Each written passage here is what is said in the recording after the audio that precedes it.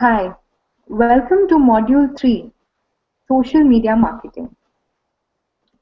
Social media is now the number one activity on the internet, which means that it has surpassed emails and wealth porn. There are many videos that you can watch on YouTube with some amazing statistics on social media. Here is one video with some interesting stats. What isn't social media marketing? If you think that once you create a page or profile of your product on Facebook or Twitter, and then people will start liking, sharing, and commenting about you all over the place, and then nothing will stop you from becoming a beloved brand, in that case, my friend, you are terribly wrong. What is social media marketing? There is much more to social media marketing than just making a profile. And it is important to remember one thing. Social media is about people, not technology.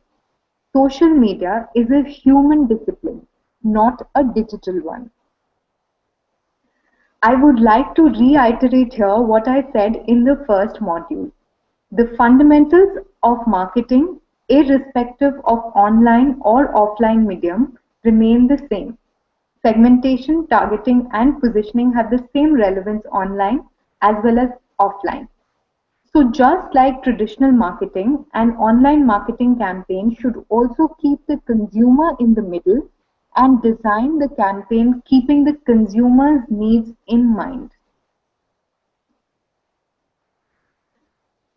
Listen to the existing conversations taking place around your product or the category that your product belongs to, and analyze the social context of your product and its category. Here are 7 key questions to ask while you do some active listening. Who is talking? What are they saying? These 2 questions will give you a glimpse of who your target audience is and what is their current mindset, their expectations, and unfulfilled needs from your product or category. Where are they saying it? When are they saying it? This gives more insight into the information consumption pattern of your target audience and the role that your product plays in their day-to-day life. Why are they saying it? The triggers. This is where things get interesting. Up till now, you were collecting data and were able to answer all the questions with facts. This is where you will need to go deeper down one level and try to analyze the triggers and the barriers of these conversations by your audience. Which elements are getting reshared? This will tell you what are the most popular aspects about your category or your product. Here are some of the tools that you can use to do some active listening. Google is my favorite listening tool, closely followed by socialmention.com, which combines results from only the social media sites and gives you a clear picture of what is happening on social media on the keywords that you've entered. I suggest you try searching for brand name, product category, category benefit, competitors, consumer need, or a problem in each of these. Once you have defined your objective from social media marketing and have completed the groundwork, it is then time to work on content. Your content will only be read or seen or listened to if it is adding value to your target audience. It is never about your product. It is about the benefit or the value it adds to the life of the people. The thing about content marketing is that unless you're making money off it directly, it is just a means to an end. It is just one of the many ways to help you realize your final objective from social media.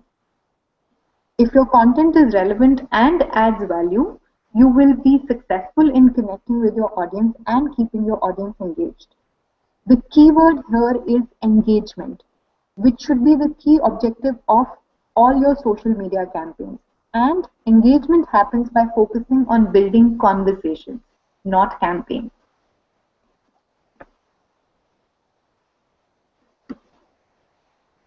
Talking of engagement, let me introduce you to a term called EdgeRank. EdgeRank is an algorithm used by Facebook to determine where and what posts appear on each individual user's news feed in order to give users relevant and wanted content. The concept is similar to PageRank for SEO.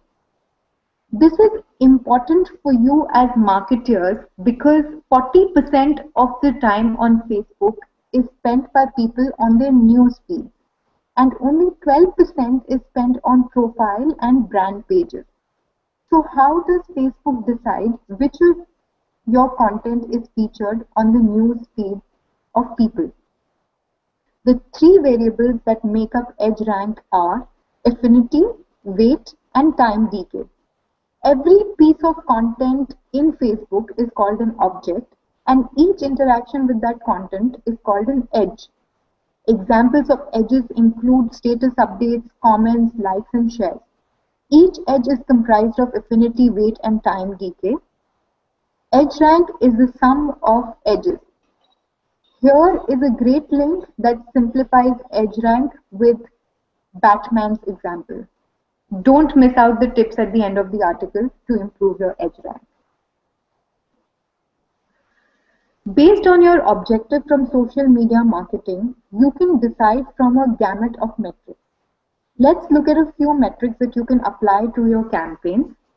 I won't be going into details of each of these metrics, otherwise our module will run into hours. I'm hoping you all can Google the ones you want to pursue.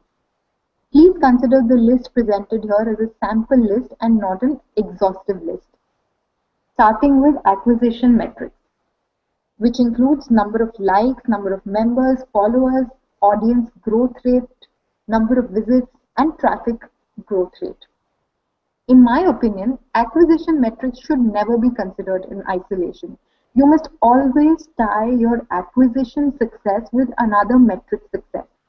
It doesn't help if Inside IM has 100,000 page likes on its Facebook page if only a handful of these 100,000 people are actively interacting on the page or even going to their website. Second, engagement metrics.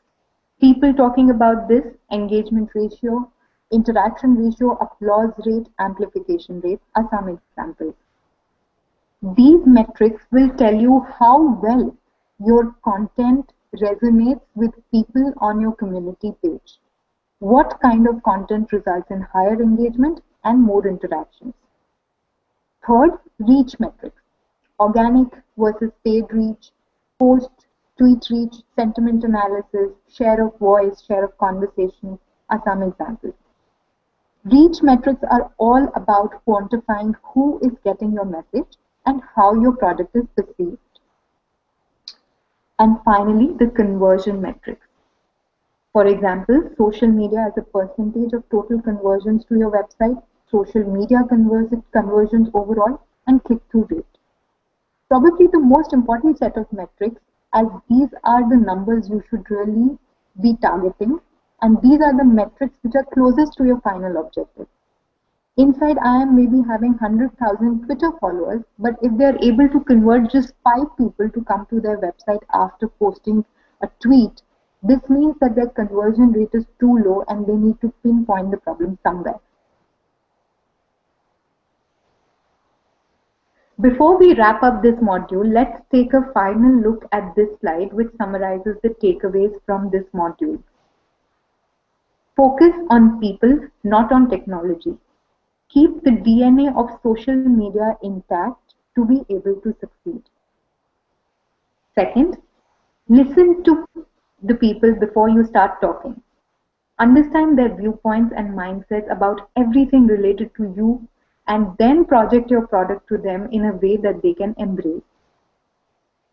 Third, build conversations, not campaigns. As conversations lead to engagement, campaigns, on the other hand, are short-lived. Fourth, add value to your target audience's life, and that is the only way people will be interested in you. And finally, measure your progress with metrics based on your objective. Thank you. With this, we reach the end of module 3. Watch this space for more.